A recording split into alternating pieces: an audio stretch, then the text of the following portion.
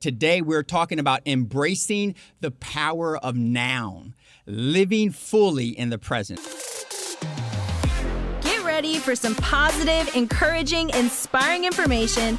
But before we jump into this episode, I'd like to invite you to join this community to hear more episodes that will help you become healthier emotionally, mentally, and spiritually.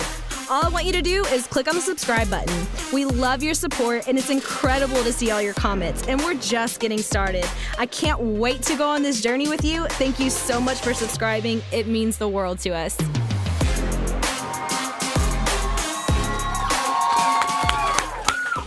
All right. Welcome back to another episode of Contemporary Speaks, where we explore topics that nurture your physical, mental, and spiritual well-being.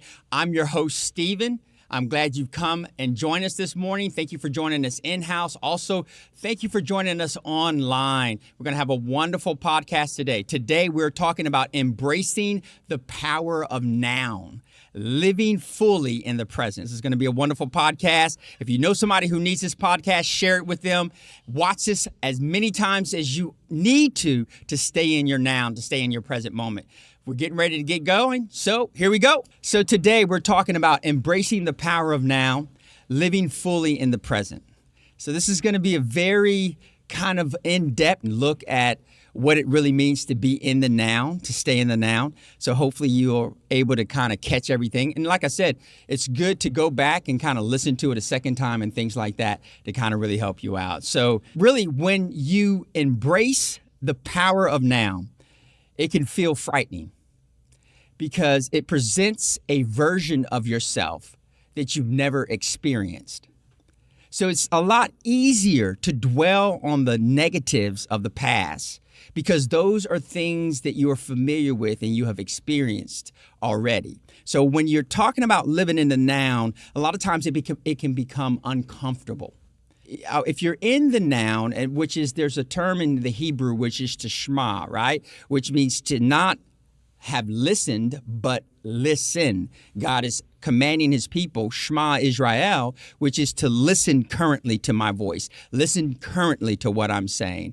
And that can be frightening, right? We always want to go on old information. We always want to go on what we already know. And a lot of times living in the now can be very difficult for us because our minds are fighting us to either go to the future, to think about what must happen, or to go to the past. So let's talk a little bit about recognizing some of the signs that you are not living really in the present moment. The first is rushing or feeling anxious or impatient. Do you know sometimes you're somewhere and you're chilling and you're just hanging out and you just feel like you got to get up and leave the room? Like you just feel like you got to go somewhere else, look at something else, go do something else. It could be that, it's three of you guys sitting around and you're having a conversation, but you just check out of the conversation. You're like, let me. And so this could be that you're not in the moment, right? Living in the moment, let me help you out. This topic to me is huge because I think that this is the thing that is really sabotaging where we're trying to go at in life. That we can never bring ourselves to this place of being in the now. Another thing is your attention drifts in and out. So if you're not in the now, then you catch parts of the conversation, but not all of the conversation. So you kind of drift in and out. So you're listening and say, what do you say? But then you let your mind drift away and say, wait, I'm sorry. What did you say? Another one is a loss of appreciation for the current moment. You might feel like being in the now is a waste of time. That there's something else that you should be doing, right? So it's like, I can't listen and be in the now right now. There's something else, I'm thinking about something I need to accomplish, right? You could feel like it's a waste of time. Thoughts of the future, focusing on tasks that you still need to accomplish while actually being in the now where you can't really value or appreciate what is going on at the moment.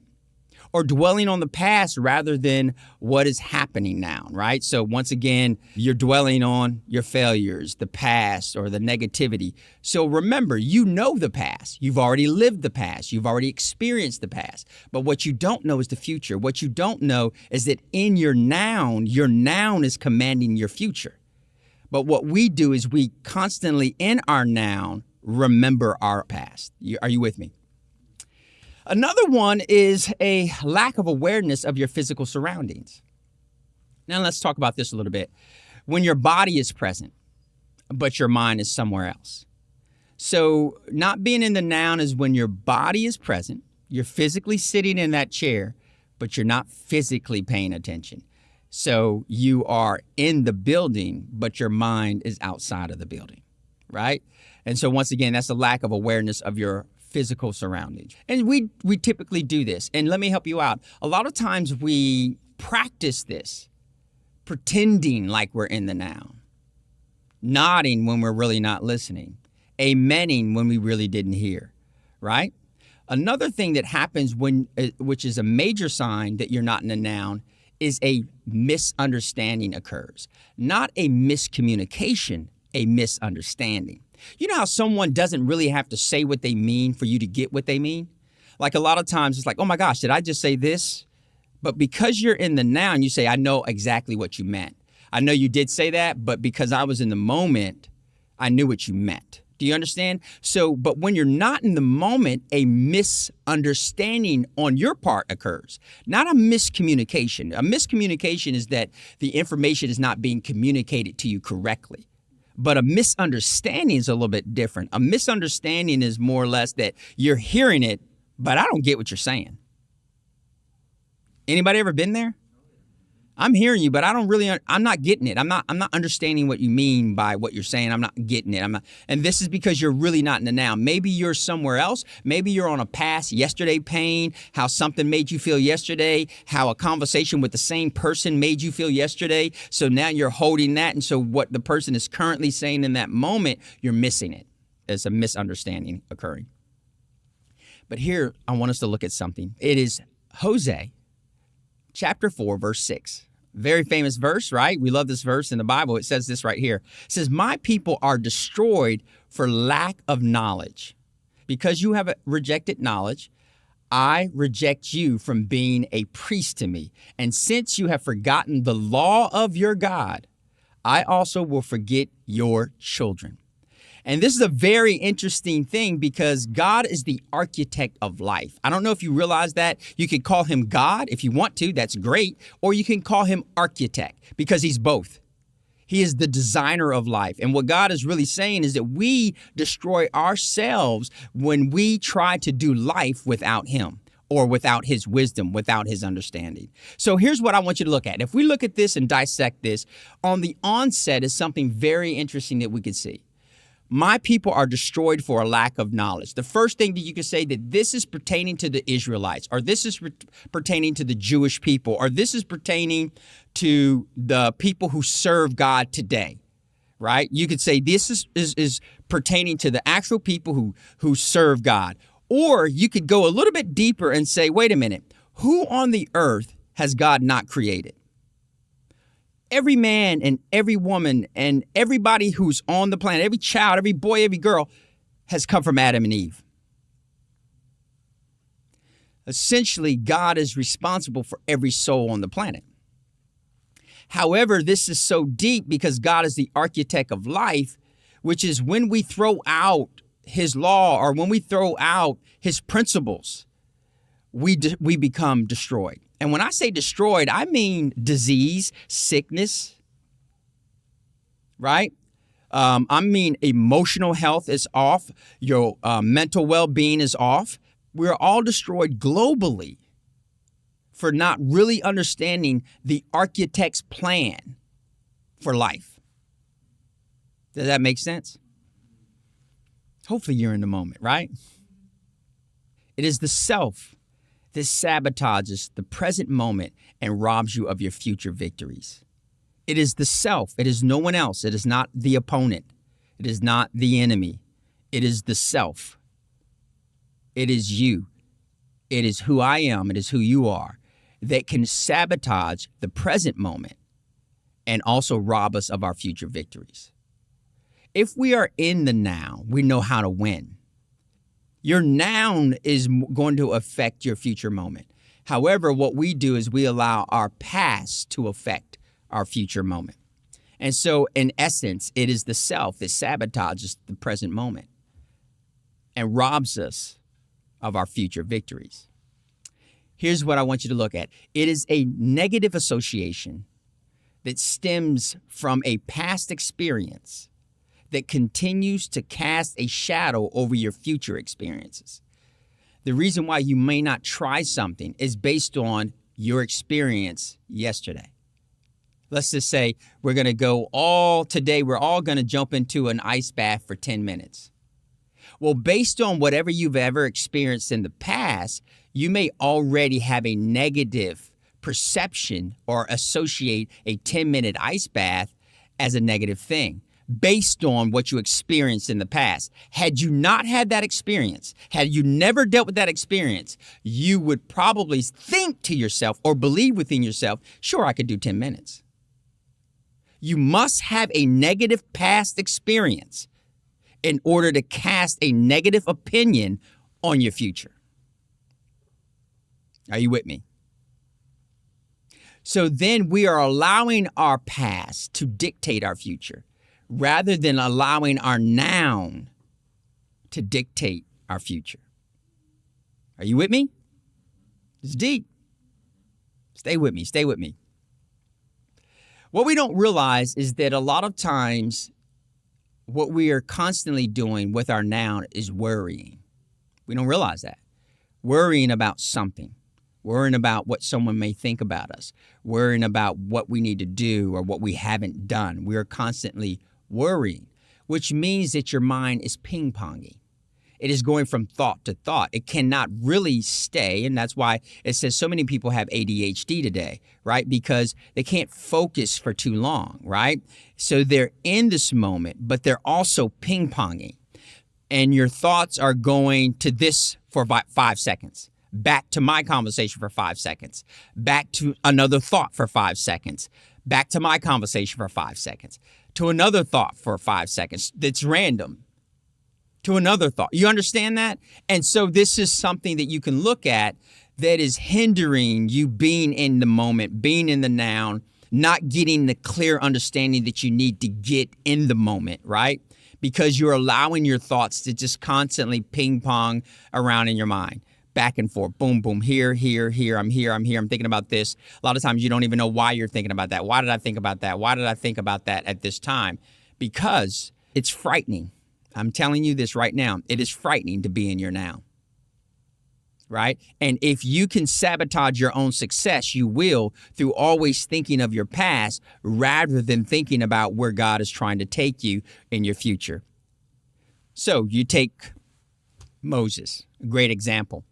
And when you take Moses, you take him this way. You say, wow, he killed someone in Egypt. Why would you send me back to Egypt? I killed a man there. In fact, when you start to talk to Moses, you understand that God's original plan for Moses was to go to the promised land. God himself said, you will lead my people to the promised land. Here's what you have to understand about that. People can be very technical. So I want to go to the technical mind really quick. The technical mind will say, well, technically God said he would lead them to, not in. Well, if God wasn't anticipating leading Moses into the promised land, he would not need to tell Moses, you're not going into the promised land. The reason why he's telling Moses that you're not going into the promised land was because he intended to take Moses into the promised land. For those who have logic, right? You understand this. So when God is saying to Moses, you will take my people into the promised land, you will take my people to the promised land, it was never the intention of God for Moses not to go into the promised land. Moses had to self-sabotage himself, not to inherit what God had said in the now, what God had said to him at that time. He had to self-sabotage. And what does God say to Moses? When you're reading the text, you understand that when Moses disobeys God, God says, because you did not believe me. I want to go into that really quick. When something is spoken to you, you have about 3 seconds to believe it or doubt it. About 3 seconds to decide where you're going to put that thought. If someone says, you're a great listener, if someone says, wow, you're really a beautiful girl, or if somebody says, you're really intelligent, or if somebody says anything healthy to you, you have about 3 seconds to decide, what am I going to do with that information? where I'm going to put it at.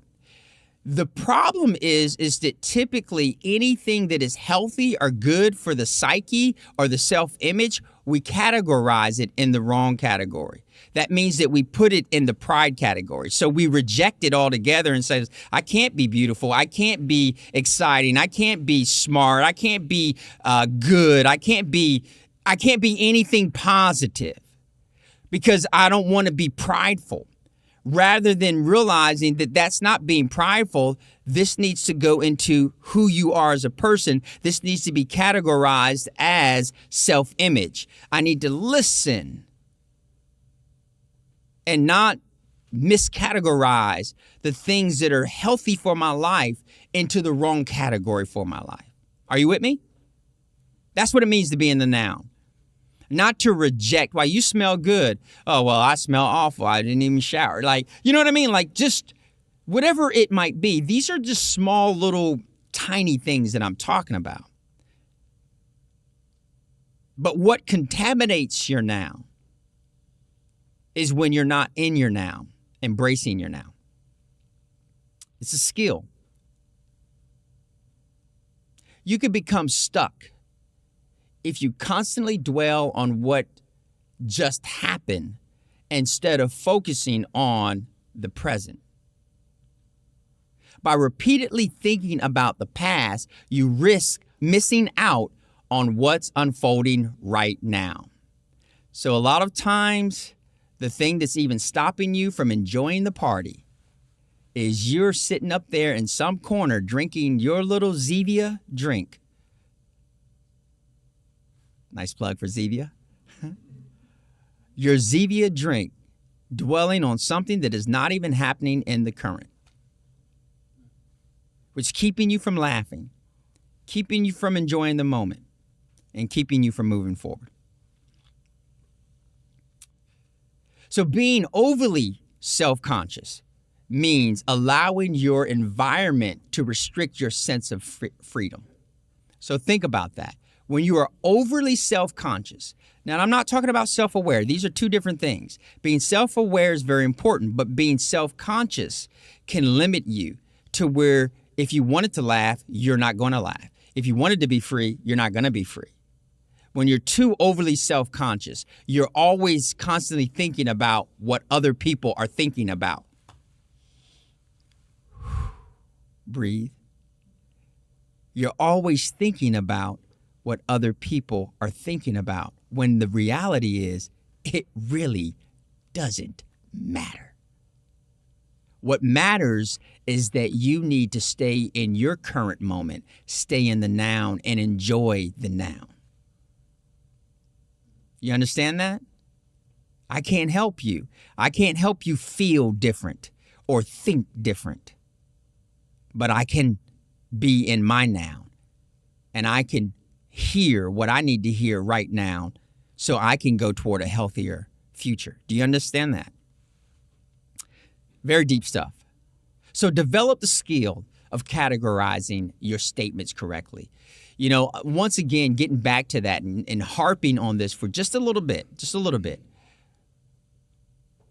Categorizing statements. I think that a lot of times, especially as a person who might be a believer or that goes and attends church, a lot of times, you know, when someone tells you something good, the first thing that we like to say is, "To God be the glory." Right? It's like, don't give me that praise. Don't give me that glory. However, if you listen to God himself, does he not praise his people? Does he not say, "Moses, my servant, is this"? Does he not say, you know, that Gideon will do this? Gideon dwells on his past, and he has to remind God of what family he came from and his limitations, because God is calling him in his now. And instead of seeing that I can do great things for God, what he's calling me to do, I'm not accepting that because I'm too focused on who I used to be. Are you with me, guys? You have to really learn to stop ping-ponging and really be in your now so that your now moment can carry you to where God wants you to be. And here's the thing that I would say about that. It is very important to have an accountability partner. If it's your daughter, if it's your mother, if it's your father, if it's your child, whatever, if it's your best friend, whatever, I think immediately after this podcast, God will give you someone that you can use as an accountability partner. You need an accountability partner that will help you stop ping-ponging through your day. You ping-pong to these negative thoughts. You need to invite somebody into your mind that is going to help you along.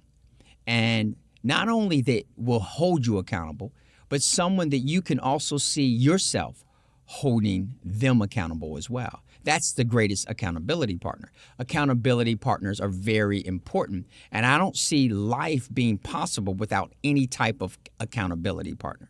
We all need some type of accountability partner. Here's the thing that I look at. Look at King David. King David is the king, okay?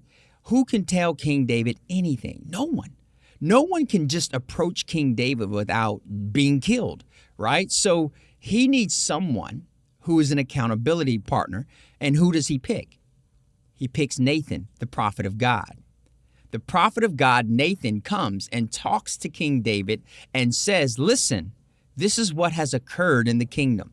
King David hears it and he says, this is outrageous. We should do this to punish the person. Nathan then says, King David, you're the person. So Nathan becomes the accountability person, which is Nathan becomes the person that is holding the standard of righteousness that he is also trying to get King David to walk in. And here's what you have to understand about accountability. If I know that I'm trying to no longer eat sweets, I cannot pick my spouse to be my accountability partner when I know that they don't have a sweet tooth, they have sweet teeth. Sometimes we want to make a person our accountability partner that really is not going to do the job. They're really not going to do the job. In fact, they're going to forget 5 minutes after you told them that you're my accountability partner. They're going to forget that they were your accountability partner and say, listen, let's go get some cake. Like, remember, wait. Remember, you're my account. Oh, okay. So be wise in that. But an accountability partner is important. An accountability partner will help you wake up. An accountability partner will send you this podcast. Think about what I'm saying. Accountability partner is going to help you function well. They're not going to just leave you in your mess. Think about that. They're not going to just leave you in your mess. So that's very important. An effective accountability partner can help you realign your actions and stay focused on your goals. Right? So I'll say this as well. Prayer and meditation serve as a training ground for being fully present in the now. And I don't know if you do that, but prayer and meditation, through prayer and meditation, how many people pray, fall asleep while they're praying? Or how many people pray, but their thoughts start to ping pong while they're praying? So it goes a little bit like this. God, forgive me for my sins. And, oh, wow, those chicken nuggets were really good today. And, man, I should have had cheese with that. And, tomorrow I probably can have some cheese. Oh, wait, Father, and... I'm praying, okay. Father, forgive me for my sins. Let's just start there again. Do you understand what I'm saying? Like, you can't even fully just sit there in that moment and actually just pray thoughtfully to God. Or meditate. When you meditate, that means you're alone with your thoughts.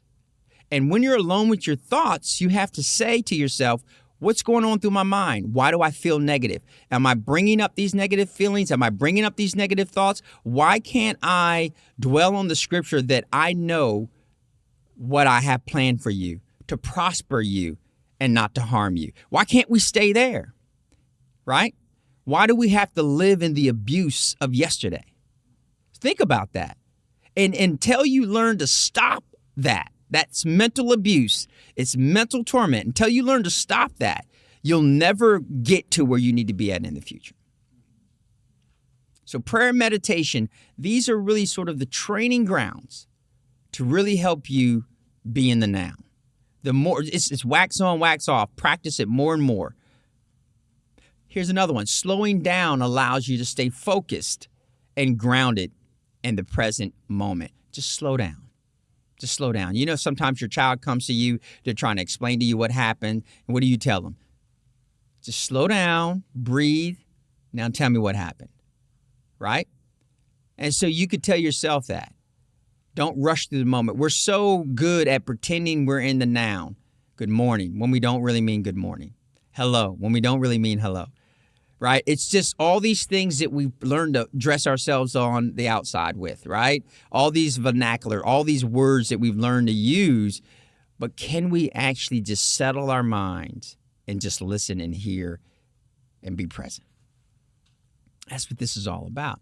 And I hope that you just go back to this and think about this and even listen to this repeatedly.